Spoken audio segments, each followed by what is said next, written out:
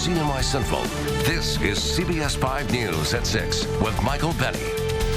Good evening, I'm Dora. The top 5 stories are on the way. We begin with the first alert forecast right off the top. A beautiful, bright, sunny kickoff to the weekend, but will it last? Meteorologist Mike Brookins is here now with an early look at the forecast. Mike. Hi, Dora. I like that lead-in. Yes, we are looking fairly sunny. We'll start things off with our Stanley Law Sky Watch. And, traffic going along well on Interstate 81 north and southbound just north of downtown with our Adirondack Furniture camera.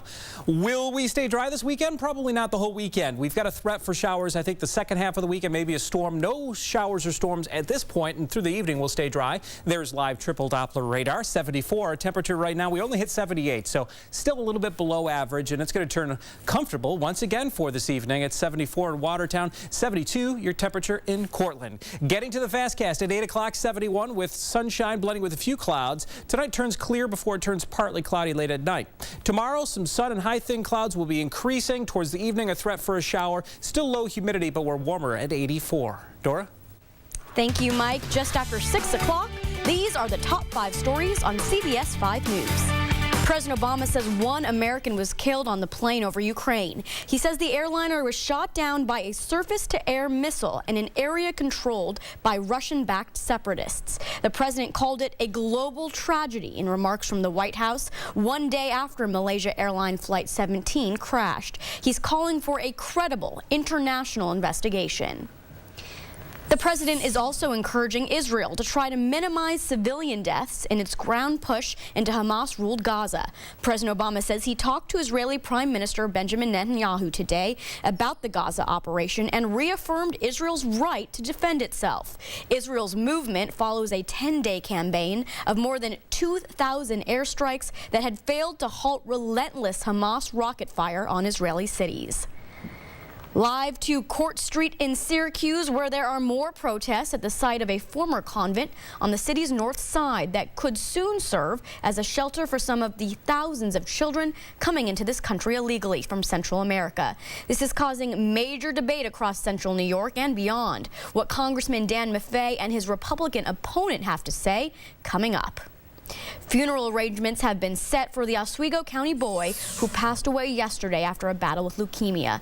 In his obituary, the family of 2-year-old Paul Morley thanked the thousands of people who supported them and offered their prayers as little Paulie battled cancer. Calling hours are set for Monday from 4 to 6:30 at the Thomas J. Pirro Jr. Funeral Home in North Syracuse. A funeral service will follow immediately after. A local trash hauler is promising to change the way it picks up garbage from the streets of Solvay after neighbors complained to our Jim Kenyon earlier this week.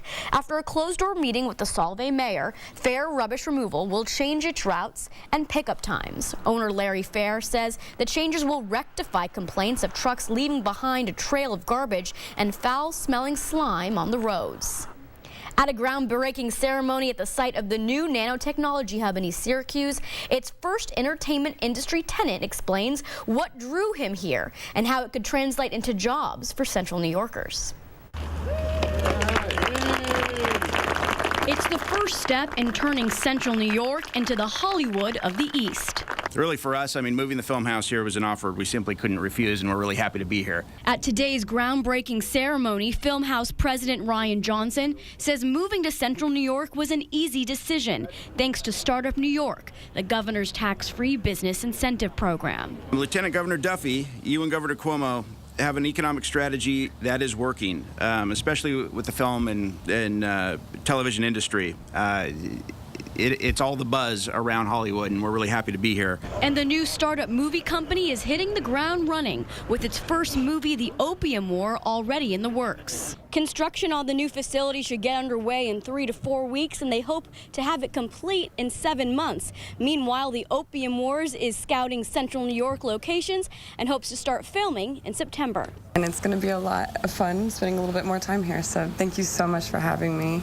And it's an honor to be a part of this. Building the 100,000 square foot facility will also create 350 permanent jobs and 150 construction jobs. It's great for the film industry, it's great for the county, it's great for labor and the men and women who are working and putting these great buildings together. It's a win-win for everybody. And the Film House is only the first tenant But there is more to come. This is going to be a hub in this area. Onondaga County is going to benefit. This whole area, the Syracuse region, will benefit from this. This is hopefully only the first scene of a long-term production for New York. Reporting from East Syracuse, I'm Dora Scheidel. It's Nationals weekend in Syracuse, the annual classic car show at the state fairgrounds that draws thousands to central New York. And CBS 5's Alex Rusilla is with the Live Eye at the fairgrounds right now. How's it going, Alex? Oh, it's pretty good here, Dora. Well, if you're anything like my family on summer vacation, you'd be driving out to whether it's Cape Cod, Myrtle Beach, and along the way, you were probably bound to see a car which was much older than the model that you are driving right now. And here at the State Fairgrounds, you can see nearly 8,000 cars which are between the 1920s and the late 1970s. And to help describe a little bit more of that, I have Darren Pruka, and she's from DeWitt with her 1966 Mustang. Now, you talk about Americana, you have the Yankees, apple pie, and this Mustang